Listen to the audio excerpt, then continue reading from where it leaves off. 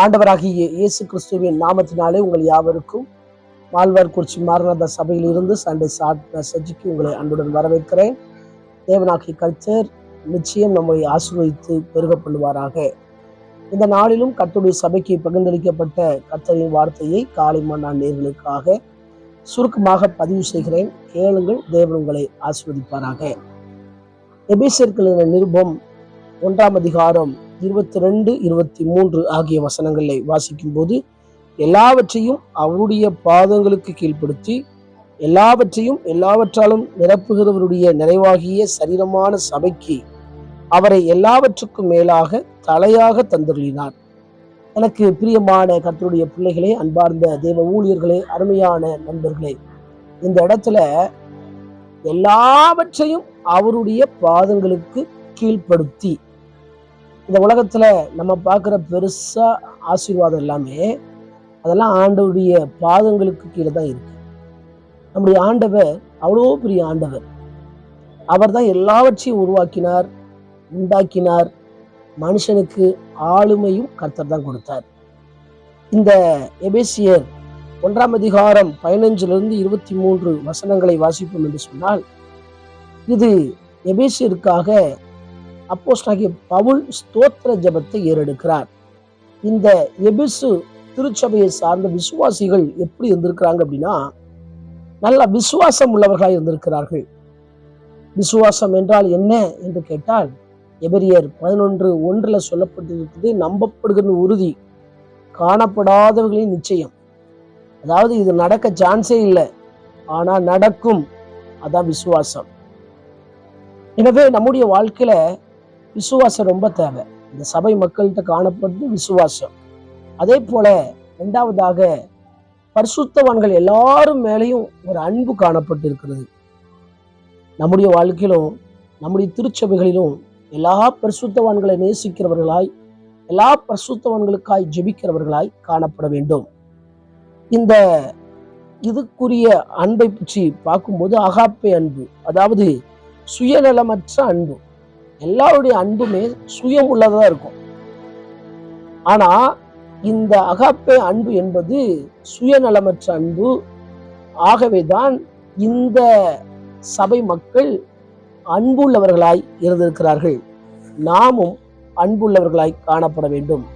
ஆகவேதான் அப்போஸ்தலனாகிய பவுல் சொல்றாரு, நான் உங்களை நினைக்கும் போதெல்லாம் ஜெபம் பண்றேன், இடைவிடாமல் உங்களுக்காக ஸ்தோத்திரம் பண்றேன். இதெல்லாம் அவர் சொல்றார். இந்த சபையில 2 ஆவிகள் தேவை என்று சொல்லுகிறார். ஒன்று ஞானத்தை அளிக்கிற ஆவி தேவை, 2வது தெளிவை அறிவிக்கிற ஆவி தேவை அப்படி சொல்றார். அதே போல இந்த இடத்துல சொல்லப்பட்டிருக்கிறது, மனக்கண்கள் பிரகாசமாக வேண்டும். இந்த மனக்கண்கள் என்ற வார்த்தைக்கு இருதயத்தின் கண்கள் என்று சொல்லப்படுகிறது. எபேசியர் 1:18 அவருடைய அழைப்புல நம்பிக்கையா இருக்கணும். ஆண்டவர் ஒவ்வொருவருமே அழைத்திருக்கிறார். ஆகவே தான் பிலிப்பியர் 3:14 சொல்லப்பட்டிருக்கிறது, பரம அழைப்பின் பந்தய பொருளுக்காக. அப்போஸ்தலனாகிய பவுலை கர்த்தர் அழைத்த மாத்திரத்துல, சந்தித்த மாத்திரத்துல, நான் என்ன செய்ய வேண்டும், நான் என்ன செய்ய சித்தமா இருக்கிறீர் என்று கேட்ட உடனே அவன் அந்த சித்தத்தின் பிரகாரம் போனான். ஆகவேதான் பரம அழைப்பின் பந்தய பொருளுக்காக இலக்கை நோக்கி தொடர்கிறார். நம்முடைய ஜீவித்திலும் கர்த்தர் எல்லாத்தையும் ஒரு அழைப்பு அழைத்திருக்கிறார். அந்த அழைப்புக்கு நேராக செல்வோம் என்று சொன்னால் நிச்சயமாய் கர்த்தர் ஆசீர்வதிப்பார். இரண்டாவதாக இங்கே வாசிக்கும் போது எபேசியர் 1:18 மகிமையின் ஐஸ்வர்யம், எபேசியர் 1:19 அவருடைய வல்லமையின் மகா மேன்மையான மகத்துவம், இதெல்லாம் பிரகாசமான கண்களை குறிக்கிறது. மார்க் எழுதின சுவிசேஷம் 7ஆம் அதிகாரம் 25வது வசனத்திலே வாசிக்கும் போது, அங்கே ஒரு தாய் தன் மகளுக்கு கொண்டிருந்த அசுத்த ஆவியிலிருந்து விடுதலை பெறுவதற்காக இயேசுவின் பாதத்துல விழுந்தாள்.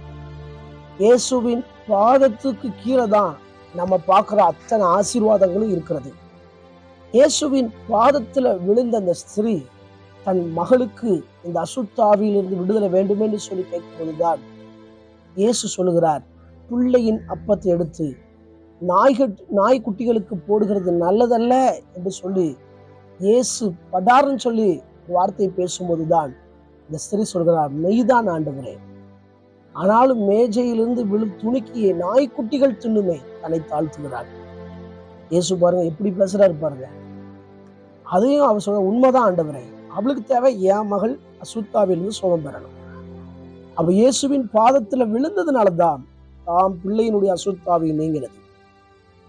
இன்றைக்கும் உங்க பிள்ளைகளுக்காக நீங்கள் ஜெபிக்கலாம். உங்க பிள்ளைகளுக்காக வேதனையோடு, என் பிள்ளை மனம் திரும்பணுமே, இப்படி படாப்படுத்துறானே அப்படி சொல்லலாம். ஆனால் ஒரு தாயோ தகப்பனோ ஆண்டுடைய பாதத்தில் விழும்போது, அவருடைய பாதத்தில் அமர்ந்து ஜெபிக்கும் போது கர்த்தர் அப்பேற்பட்ட அற்புதத்தை செய்கிறார். அதே வேளையில யோவான் 11:32 அங்கே மரியாள் இயேசுவின் பாதத்தில் விழுகிறாள். நீர் மாத்திரம் இருந்திருப்பீரானால் என் சகோதரர் லாசரு மரித்திருக்க மாட்டார். இயேசு கண்ணீர் விடுகிறார். அந்த இடத்துக்கு போகிறார். லாசருவை வெளியே வா என்று சொன்ன உடனே மரித்து 4 நாளான அந்த சரீரம் உயிர் பெறுகிறது. இதெல்லாம் இயேசுவின் பாதத்தினால் வந்த ஆசீர்வாதம். எனக்கு பிரியமான கர்த்தருடைய பிள்ளைகளே, எல்லாவற்றையும் அவர் பாதத்துல கீழ்ப்படுத்திருக்கிறார். எல்லாவற்றிலும் நிரப்புகிறவர் நம்முடைய ஆண்டவர். இன்றைக்கு இயேசுவின் பாதத்துல வருவோம், கர்த்தரின் பாதத்தில் அமருவோம். உங்க வாழ்க்கைக்கு இயற்கை அப்பாற்பட்ட அற்புதத்தை செய்வார். விரும்பிய காரியங்களை அவர் செய்வார். கண்களை மூடி ஜெபிக்கலாம். எங்களை நேசிக்கிற நல்ல தகப்பனே, இந்த வேலைக்காக வருகிறோம். தொடர்ந்து நாங்கள் கேட்ட வார்த்தையின்படி உங்களுடைய பாதத்தில் விழுந்து அமர்ந்து ஜெபிக்க உதவி செய்யுங்க. எப்பேற்பட்ட தேவையா இருந்தாலும் சரி, முடியாத காரியமா இருந்தாலும் சரி, என் தேவன் அதை நிறைவேற்றி நான் ஜெபிக்கிறேன். தடைகள் விலகத்து மகிமைப்படுங்க. இயேசுவின் மூலம் ஜெபங்கள் நல்ல பிதாவே. ஆமென். ஆண்டவர் உங்களை ஆசீர்வதிப்பாராக. ஆமென்.